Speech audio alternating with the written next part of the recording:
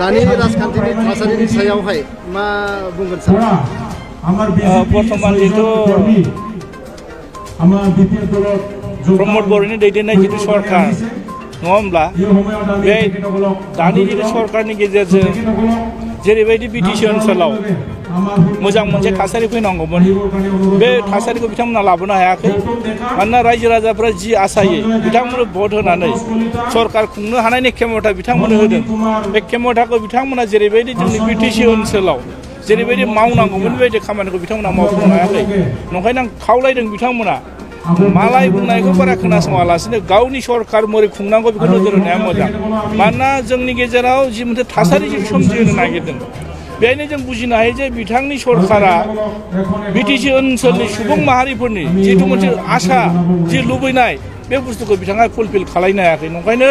जों सासे बिपिएफनि एमसिएलए हिसाबै आं बेखौनो बुंनो लुगैदों जे बिटिसि ओनसोलनि जौगानायनि थाखाय बिथांमोना खामानि मावनांगौ, खाबु मोनदों सासे सिगनेटरि हिसाबै मावनांगौ बिथांमोना। नंखायनो आं जोङो बिपिएफनि सासे एमसिएलए हिसाबै आं खावलायनो लुगैदों बिथांमोननि जिथु बुंनाय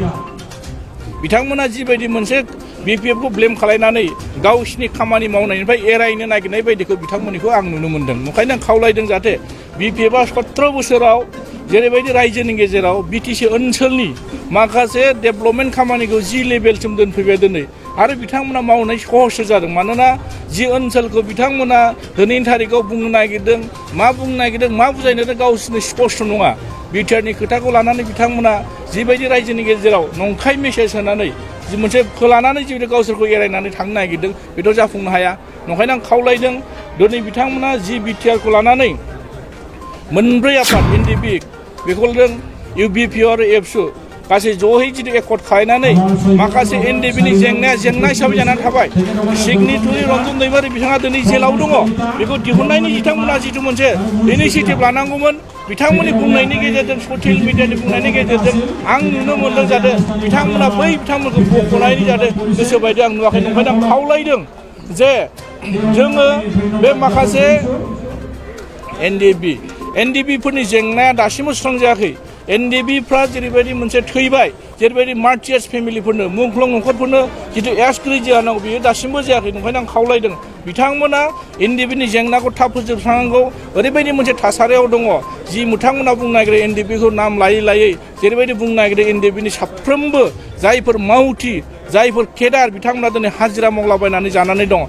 दा बिथांमोना दिनै सरकार खुंनानै बिथांमोनखौ एसे थांना थानायनि बेबस्था होजानायखौ आं लुगैदों। नंखायनो आं खावलायदों प्रमद बर' बिथां गबिन्द बसुमतारी बिथांखौ सासे आन्दलनखारिनि दैदेनगिरि हिसाबै बै माखासे एनडिएफबिनि सेंग्राफोरखौ जाहाथे थांना थानायनि राहा लामाखौ बिथांमोना होयो। आरो दिनैसिमबो बिथांमोनखौ खावलायदों जे हस्ताके जुदि सुक्तिया जुदि पिस एग्रिमेन्ट मादब्ला दिनैसिमबो एनडिएफबिनि जायफोर केस दङ कर्टनिफ्राय दिनै बिथांमोना हियारिं फैबाय थादों। बे हियारिं फैनायखौ बिथांमोना हानायसिमबो सरकारनि मोनसे रायलायनानै जितु बिथांमोना मोजाङै जुदि सरकार सालायनो हानायब्ला बिथांमोना जुदि सरकारखौ मोजां सालायदोंब्ला बै बिथांमोननि नामाव मानो दिनै केसनि हियारिं फैबाय थादों। नंखायनो आं खावलायदों जाहाथे प्रमद बर' खुंनानै बिथांमोनखौ एसे थांना थानायनि बेबस्था होजानायखौ आं लुगैदों। नंखायनो आं खावलायदों प्रमद बर' बिथां गबिन्द बसुमतारी बिथांखौ सासे आन्दलनखारिनि दैदेनगिरि हिसाबै बै माखासे एनडिएफबिनि सेंग्राफोरखौ जाहाथे थांना थानायनि राहा लामाखौ बिथांमोना होयो। आरो दिनैसिमबो बिथांमोनखौ खावलायदों जे हस्ताके जुदि सुक्तिया जुदि पिस एग्रिमेन्ट मादब्ला दिनैसिमबो एनडिएफबिनि जायफोर केस दङ कर्टनिफ्राय दिनै बिथांमोना हियारिं फैबाय थादों। बे हियारिं फैनायखौ बिथांमोना हानायसिमबो सरकारनि मोनसे रायलायनानै जितु बिथांमोना मोजाङै जुदि सरकार सालायनो हानायब्ला बिथांमोना जुदि सरकारखौ मोजां सालायदोंब्ला बै बिथांमोननि नामाव मानो दिनै केसनि हियारिं फैबाय थादों। नंखायनो आं खावलायदों जाहाथे प्रमद बर' गबिन्द बसुमतारी बिथांमोना पावाराव थानाय हिसाबै बैफोर हियारिंखौ बन्द' खालायनांगौ। नङाब्ला जोंनि माखासे एक्स एनडिएफबिफ्रा ओरैबायदि खस्थ' मोनदों जायनि थाखाय बिथांमोना जानोबो असान्ति जानानै दं, खामानि मावनोबो असान्ति जानानै दं। पुलिसनिफ्राय बिथांमोना कर्टनिफ्राय जेब्ला हियारिं फैनाय लोगो लोगो गोबां उसुबिदा जानानै दं। नंखायनो आं खावलायदों दिनै नोंथांमोननि ससियेल मिडियानि गेजेरजों जाहाथे बैफोर खामानिखौ बिथांमोना मावनांगौ आरो नोंथांमोना जथाय खालामनाय बिटिआर एकर्ड बे एकर्डनि सायाव माखासे दैदेनगिरिफ्रा पिआइएल होदों दाखालि साननैसो सिगाङाव बे बिथिङाव मा बुंगोन? पिआइएल होनाया बयहाबो अधिकार दं। बिटिआर सक्तिया जुदि मोजांब्ला बिटिआर सक्तिया जुदि बयनिबो गनायजानायब्ला दिनै मानो हियारिं माने पिआइएल होनो गोनां जाखो? बे सांबिधानिक नंगौना नङा? बिथांमोना माखासे जायफोर बिथांमोना दिनै पिआइएल होदों बिथांमोना मोनथिनो लुगैदों बे सांबिधानिक नंगौना नङा? बे माने बिटिसि आरो बिटिआर दिनै हसाके जुदि बिटिआरआ बोसोरनै जाबाय नङा होमब्ला बोसोरनैनि गेजेराव जेबो मावफुंनो हायैखौ नुनानै बे दिनैसिमबो माने एसेम्ब्लियावबो केबिनेट पास जायाखै रायजो सभा लकसभा दिनै बे पास जायाखै दिनै बिटिआरआ जुदि साংবিধাनिक जुदि मर्यादा दंब्ला दिनैसिमबो मोनफानि मोनफा दफा इमप्लिमेन्टेसन जानांसिगौमोन नंखायनो दिनै जाय बिथांमोना दिनै केस होदों बिथांमोना मिथिनो लुगैदों बिथांमोना पावाराव दं गिनायनि बाथ्रा गैया बिथांमोनखौ माने मुसुखा सावनायनि बाथ्रा गैया सैथो खोथाखौ दिनै मोनथिजानो लुगैनानै बिथांमोना बिदि गिलाबायबा जानाय नङा जुक्तिखौ हो बिथांमोना हसाके जुदि बिटिआर शक्तिया साफ्रोमबो बिटिसि ओनसोलनि सुबुं माहारिखौ थांना थानायनि जुदि रैखा खबसब्ला दिनै मानो गिनायनि बाथ्रा नंखायनो आं खावलायदों जों जुदि नांनायाथ' नांबाय बर' हारिजों लोगोसे बिटिसि ओनसोलाव थानाय गोबां हारि माहारियाबो सान्थि आरो गोजोनै थांना थानो लुगैयो दिनै बिथांमोना बेबायदि थासारिखौ लुगैयाखैमोन दिनै सोरनिबा मुसुखा सावनानै मा फोरमायनो नागिरदों एसे गिदिर बाथ्रा जानानै दङ नंखायनो आं खावलायदों बिथांमोना जुदि पावाराव दंब्ला सरकारा जुदि गावसिनि आखायावब्ला जुदि बिटिआर दफाखौ मोजां इमप्लिमेन्टेसन खालायदो 80% 90% कमप्लिट जाबाय होननानै बिथांमोना फोरमायनो नागिरो बेखौ गिखागोन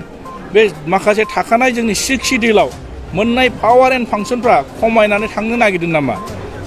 पिआइएलनि गेजेरजों पिआइएलनि गेजेरजों बिथांमोना मोनथिनो लुगैदों फिननायखौ हो बेहायथ' आरो गोनो गोथो जानायनि बाथ्रा गैया जाय बिथांमोना दिनै होदों अधिकार दङ एकनि सायाव मा मोनसे माने मोनथिनो लुगैनायाथ' बयनिबो अधिकार नङा होमबा नंखायनो बिथांमोना जिथु होदों आंनि मथेबा थिग जादों बिटिआरआव मा दं मा गैया अब्ला रायजोफ्रा स्पष्ट जागोन अब्ला बेखौ बुजिनो हागोन आरो एकर्ड खालामगिरि आफादफोरनि गेजेराव नोंथाङा सासे दैदेनगिरि नंगौ दिनै एकर्ड खालामगिरिनि जुदि आं सासे नंगौ खिन्थु आं बे दफाफोरखौ इमप्लिमेन्टेसन खालामनो थाखाय खनसेबो जों अफिसियेलि डिसकासनखौ लेंहरफेराखै आं ओंखायनो रायजो होआबाबो बेखौ बुंनो गोसो बुंनानै रायजोनो मिथिहोनो जाबाय आरो दा बे समावहाय नुनो मोनदों दिनैनि जिथु आफादनि गेजेरजों ससियेल जथुम्मानि गेजेरजों सरकार थानायनि जिथु हान्जा बिजेपि साद'यै बेयावहाय बिपिएफजों सामिल जाफैदों जायफोर बिथांमोना बिपिएफनि सायाव बिसास आरो फोथायनाय लाबोदों सरकाराव थासेयावबो मानो फैदों थारमाने बिथांमोननि दैदेननायखौ मोजां मोनाखै बेनो फोरमान बिथांमोनजों थानानै मावनायनि जिथु माने मोनसे जायगा मोननांगौनि बिथांमोना मोनाखै सरकाराव थानानै जेरैबायदि मोनसे उन्नति खालायनांगौनि बिथांमोना खालायनो हायाखै नंखायनो सरकाराव थानाय अबस्थायाव सोरबा व्यक्तिया गुबुन अफिसाव थानाय रुजु फैगोन नामा बेनो जोंनि फोरमान दिनै बिपिएफनि मावबोनाय जिथु माने जारिमिन मावबोनाय जिथु रेकर्ड बेखौ दासिमबो रावबो दाननो हायाखै नोंथांमोना मेगनजों नुदों नोंथांमोना दिनै ससियेल मिडियानि गेजेरजों समाजाव मा जादों मा जायाखै नोंथांमोना बुथुमनानै रायजोनि गेजेराव फोरमायना होयो दिनै बेहायनो फोरमान नंखायनो दिनै बे भैरबखुन्द ब्लकनि सिङाव बोसोरारि जिथु जुथुमनाय बे जुथुमनायनि गेजेराव जेरैबायदि रायजो राजाफ्रा लोब लोब फैनानै बिपिएफनि सायाव आसा आरो मिजिं लानानै जिबायदि मोनसे जोंनो संगठनिकआव बे बेसेबांदि मजबुत बेसेबांदि स्ट्रं बेखौ फोरमान खालामफैदों आरो बेजों लोगोसे 6 जन दिनै माखासे रुलिंआव थानाय माखासे वार्कारफ्रा दिनै बिपिएफआव जयेन जादों बेनो जोंनि मोनसे मोजां सिगनेल आरो पिआइएल होनायनि जाहोनाव बिटिआर एकर्डनि जिखिनि दफा दङ सिमा बारायनाय आरो एनडिएफबिफोरनि जि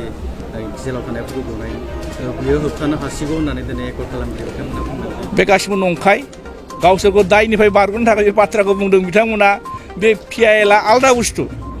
सिमा बारायनाय सोसननाय दानख'नाय कमिसन दं कमिसना जेब्लासिम रिपर्ट होगोन बिनि सायावसो सावरायजागोन दिनैसिमबो 6 मासनि गेजेरावनो रिपर्ट होनांगौमोन दिनै बोसोरनै जाबाय कमिसना दासिमबो रिपर्टखौनो दाखिल खालामनो हायाखै बेनो फोरमान आरो दिनैनि थारिखआव बारायनाय दानख'नाय खोथाया बे पिआइएलआ बेजों खुनु लिंक गैया बे जायफोर पिआइएल होग्रा बिथांमोनाबो बाउन्डारि बारायजानायखौ लुगैदों खमायजानो लुगैयाखै खिन्थु बिथांमोना जि बुंदों बिटिसिआव थानाय माखासे पावार जाय पावारखौ दिनै बिटिसिनो ट्रेन्सफार साबजेक्ट हिसाबै होखानायखौ स्टेटआ दिनै हस्तक्षेप खालायनाय बायदिखौ नुदों ओंखायनो जोङो नुदों जों सासे इलेक्टेड हिसाबै मोनथियो बिटिसिआव जेरैबायदि साख्रि एपइन्टमेन्ट होनो हायोमोन 3rd ग्रेड 4th ग्रेड दिनैसिमबो बोसोरनै जाबाय नङा होमब्ला बिराद सरकारा बोसोरसे बारलांबाय दासिमबो जुदि 3rd ग्रेड 4th ग्रेड एपइन्टमेन्टखौनो बिथांमोना सासेबो होनो हायाब्ला आरो बे एपइन्टमेन्टखौ बिटिसिनि बाहेरानि मानसिफोरनो दिनै होनानै साख्रिखौ होनानै गोदान एपइन्टमेन्ट होनानै बिटिसिनि सिङाव 3rd ग्रेड 4th ग्रेडखौ दिनै होदों बेनो फोरमान ना नंखायनो आं बुंनो दिनै बिटिआर मोननानै खमायदों ना बारायदों बिसोर गिदिर खोथा जानानै फैदों ओंखायनो दिनैनि थारिखआव बिथांमोना पिआइएल होनायनि सायाव जिथु मोनसे खुद्रि सारनाय देखायदों बिथांमोना बुंब्लाबो बुङाब्लाबो रायजोफ्रा बुजिखाबाय बिथांमोना मा मावनो नागिरदों नंखायनो आङो बेखौ रोखा बुंनो नागिरदों बेनि खुनु खोथा गैया सिमा बारायनांगौआ बारायखागोन दानख'नायखौथ' जों लुगैया जों हानायसिमखौ बारायजानो लुगैदों नंखायनो कमिसना जि रिपर्ट होयो बेखौ जों नेनानै बिथांमोना जि जोंनो एन्सार होनो नागिरदों बे फोरमान जागोन आरो